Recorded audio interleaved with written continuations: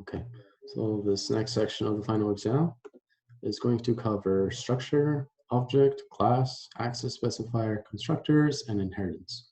So structures, they're just ways to create objects using specified parameters. It's like an example I'll show. It's like building a car and the subcomponents that come in the car, like make, model, color, year, that kind of thing. Access specifiers and inheritance type, they tie into the type of information that can be passed onto subclasses. So you have parent classes and then subclasses. Okay, so let's go over to C++. I've already got a structure here, a class. So here we have the class car. This is the class creation. The rest of this is just template. And we have the access type. Public means that this information can be used by any future children subclasses. These areas here, the characteristics, the parts of it are member field. And here we include string getBrand. This is a member method to return what kind of brand it is.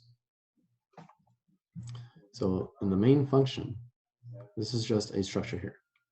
In the main function, I have to create the object here and here. We've created two cars. We don't really need this one. Okay, so we have car C1 is created using the class template, which means it requires all of these things. C1.brand, this is how you access the member field for brand, and we give it the brand Toyota. The same for Camry, and the year we just input as 2020. Because this is an integer and these are string variables. To see out, the see out function here gives you the get brand, which is going to be returning the brand here. So I'm going to compile Z class, run, and we get Toyota as returned. And if we see out C1 itself,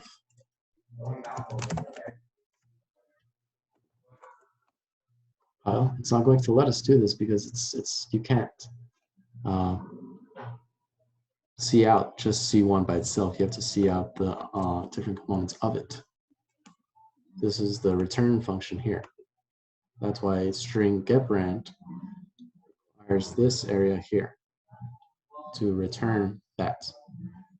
And we don't have one for get model or year. So even if we do that, get model, it won't return the same function because we don't have that function member method there. Try, but it's not going to. This line here. So this is the structure itself. It's a class creation, the access type, the member field, member method, object creation, accessing the member fields to input information. And because we have the getBrand member method here to return the brand, it's the one that we can see out, just like this. Okay, and that is what I have for this section.